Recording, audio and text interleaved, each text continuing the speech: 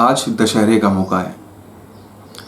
दशहरा जब ये त्यौहार आता है और जब दशहरा का नाम हमारे कानों में पड़ता है तो हमें केवल एक छवि की याद आती है, वो है दशानन रावण की। दशानन रावण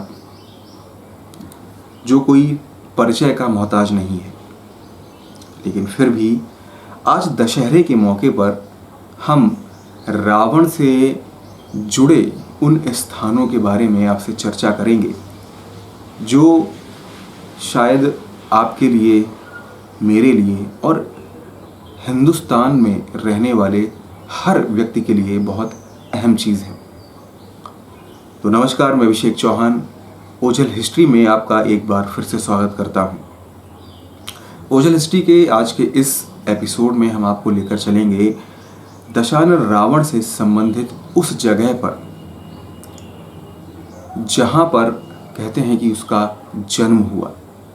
आप सोच रहे होंगे श्रीलंका। नहीं, श्रीलंका रावण की कर्मस्थली रही। हम आपको लेकर चलेंगे रावण की जन्मस्थली की ओर। जी हाँ, हिंदुस्तान के एक शहर में आज भी वो जगह स्थित है जहां पर रावण का जन्म हुआ और रावण के पिता महर्षि विश्रवा की वो तपस्थली भी रही। वो है नोएडा शहर का बिसरख गांव। जी हाँ, बिसरख गांव एक वो गांव है जिसके बारे में ये मान्यता है कि यहाँ पर रावण का जन्म हुआ। उसने यहीं पर शिक्षा दीक्षा ली और यहीं पर उसके पिता यानी महर्षि विश्रवा की तपस्थली भी रही है। और दूसरी सबसे खास बात यह है कि नोएडा का ये बिसरख गांव, इस गांव में कभी भी दशहरा नहीं मनाया जाता।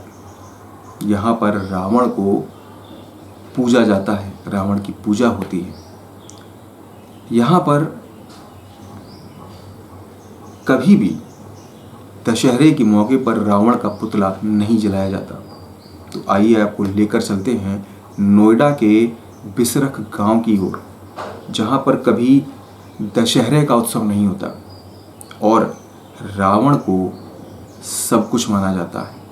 उत्तर प्रदेश के गौतम बुद्ध नगर में नोएडा में एक गांव है जिसका नाम है बिसरख, जिसे रावण के गांव के रूप में जाना जाता है।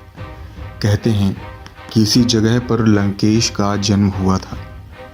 यही वजह है कि यहाँ पर ना तो दशहरा मनाया जाता है और ना ही रावण के पुतले को जलाया जाता है। ऐसा भी कहते हैं कि कई दशक पहले जब इस गांव के लोगों ने रावण के पुतले को जलाया था तो यहाँ कई लोगों की मृत्यु हो गई थी, जिसके बाद गांव के लोगों ने मंत्रोच्चारण के साथ रावण की पूजा की, तब जाकर यहाँ शांति हुई। अब ये बात कितनी सच है ये नहीं कहा जा सकता, लेकिन हाँ, इस गांव में दशहरा नहीं मनाया जाता है। इस गांव में रावण के बाद कुंभकर्ण, शूर्पणखा और विभीषण ने भी जन्म लिया था। यही वजह है कि जब पूरे देश में श्री राम की जीत की खुशियाँ मनाई जा रही होती हैं, तब इस गांव में रावण की मौत का शोक मनाया जाता है।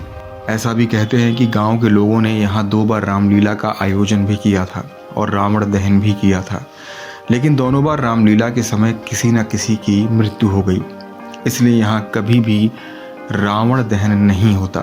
अब बिसरख की आत्मा की शांति के लिए हवन किया जाता है और तो और नवरात्रि के दिन शिवलिंग पर बलि भी चढ़ाई जाती है। ऐसा माना जाता है कि बिसरख रावण के पिता विश्रवा ऋषि का गांव हुआ करता था। उन्हीं के नाम पर इस जगह का नाम बिसरख पड़ा।